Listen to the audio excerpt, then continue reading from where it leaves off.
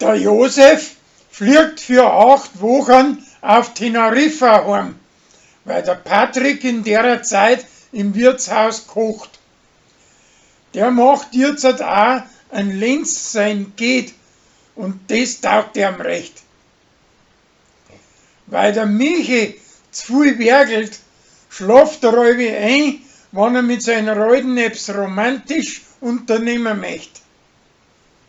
Schließlich lässt er nachher ihm selben und sie auch in der Fratzen auf alt anschmieren und herrichten. Und sie möchten miteinander alt werden. Damit seine elektrische Tankstelle eingerichtet werden kann, muss im Dorf für 2 Stunden der Strom angedraht werden. Der Gregor protestiert da dagegen, weil zu der Zeit bei ihm der Brei seine Betriebsfeier hält.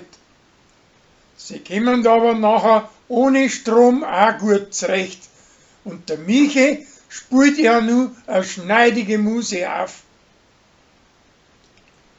Bei einem Gewinnspiel im Radio, wo man das Rascheln vor einem alten Telefon bei Nummerwellen daran muss, gewinnt der Margot sein preisischer Reuter.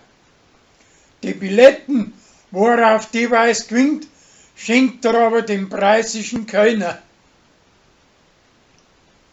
Nach einem watschen einfachen Rezept von der Leni kocht Uschi ein recht gutes Pastaschutter.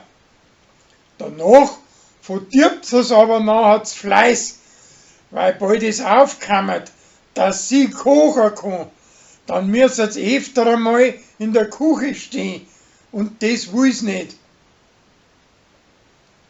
Die Leni findet außer, dass wahrscheinlich der Gregor ein Lenz sein Kindsvater ist. Sie sagt es ihm aber noch nicht, weil die Kathi das jetzt noch nicht möchte. Die Uschi und sein Alter bilden sie ein, dass eine preisische Tochter klein verrückt ist, weil sie einen ganzen Tag lang nicht lacht. Dabei hat sie aber schön mit dem Sascha gewettet und der hat die Wette verspielt und drum muss er sie jetzt eine Woche lang mit der Rikscha an die Schule fahren. Das Hummerl und sein Alter möchten am Viehmarkt einen Sprungstier aussuchen. Sie hat aber keine Zeit nicht dafür, weil nur ein Haufen Fetzen zum Pegeln haben. Da kommt der Trägsack aus dem Frankenland und bringt an Berli das Pegeln bei. Und drum kann das Hummerl nachher auch mitkommen und den Stierbeil aussuchen.